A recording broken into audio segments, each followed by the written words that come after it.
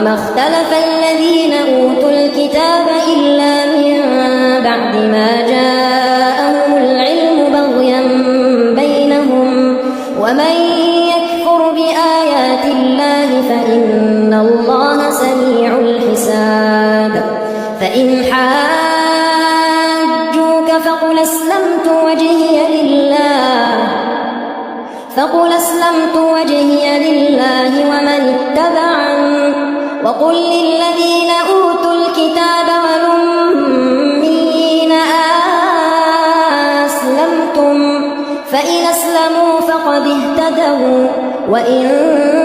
تولوا فإنما عليك البلاغ والله